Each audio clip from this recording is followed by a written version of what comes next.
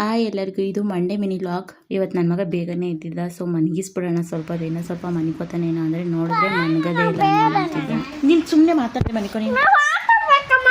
ಹ್ಞೂ ಸರಿ.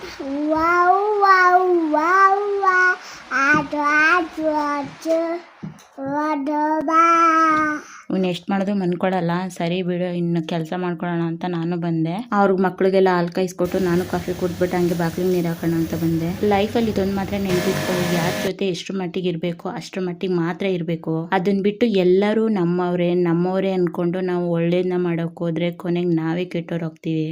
ನಮ್ಮ ಕೆಲಸ ಆಯಿತು ನಾವಾಯಿತು ಅಂತ ಇದ್ಬಿಟ್ರೆ ಸಾಕು. ನಾನು ಇದೇ ಥರ ಇರೋಕ್ಕೆ ಟ್ರೈ ಮಾಡ್ತಾ ಇದ್ದೀನಿ. ನಿಮಗೂ ಹಂಗೆ ಅನ್ಸುತ್ತಾ? ರಂಗೋಲಿ ಎಲ್ಲ ಬಿಟ್ಟಾಯಿತು. ಹಾಗೆ ಇವತ್ತು ಟಿಫನ್ಗೆ ಟೊಮೊಟೊ ಬಾತ್ ಮಾಡ್ಕೊಂಡೆ, ಚೆನ್ನಾಗಿ ಬಂದಿತ್ತು. ಟೊಮೊಟೊ ಬಾತ್ ಹೇಗೆ ಮಾಡೋದು ಅಂತ ಇನ್ಬಾಕ್ಸಲ್ಲಿ ಹಾಕಿರ್ತೀನಿ, ಚೆಕ್ ಮಾಡ್ಕೊಳ್ಳಿ. ಧೃತಿಗೆ ಊಟ ಮಾಡೋಕೆ ಕೊಟ್ಬಿಟ್ಟು ಹಾಗೆ ಬಾಕ್ಸ್ಗೆ ಹಾಕೊಟ್ಬಿಡೋಣ ಅಂದ್ಬಿಟ್ಟು ಲಂಚ್ ಬಾಕ್ಸ್ ಎಲ್ಲ ರೆಡಿ ಮಾಡಿದೆ. ಅಷ್ಟರಲ್ಲಿ ಇನ್ನೂ ತಿಂತಾನೆ ಇಲ್ಲೋ, ಟೈಮ್ ಬೇರೆ ಆಗ್ಬಿಟ್ಟಿತ್ತು. ಸರಿ ನೀನು ತಿನ್ನಲ್ಲ ಕೊಡಮ್ಮ, ನಾನು ತಿನ್ನಿಸ್ತೀನಿ ಅಂದ್ಬಿಟ್ಟು ತಿನ್ನಿಸ್ತಾ ಇದ್ದೀನಿ. ಅಷ್ಟರಲ್ಲಿ ನನ್ನ ಮಗನ ಚೇಷ್ಟೆಗಳು ನೋಡಿ ಹೆಂಗೆ ಮಾಡ್ತಾನೆ ಅಂತ.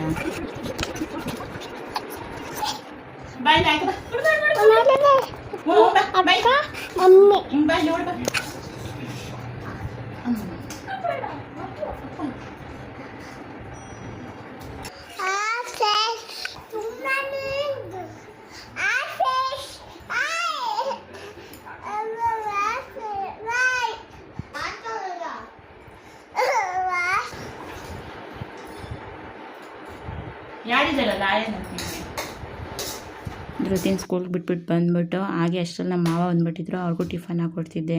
ರಿದ್ದಿಗಂತೂ ಸ್ಕೂಲ್ಗೆ ಹೋಗ್ತಾ ಇರೋದ್ರಿಂದ ಒಂದೊಂದೇ ಕಲಿತಿದ್ದಾನೆ.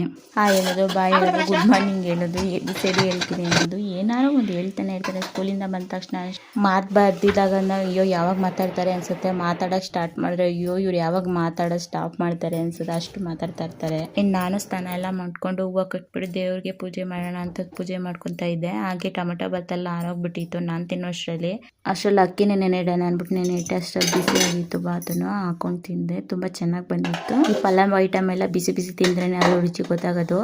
ಇದಾಗಿತ್ತು ಇವತ್ತಿನ ಲಾಗು. Thank you.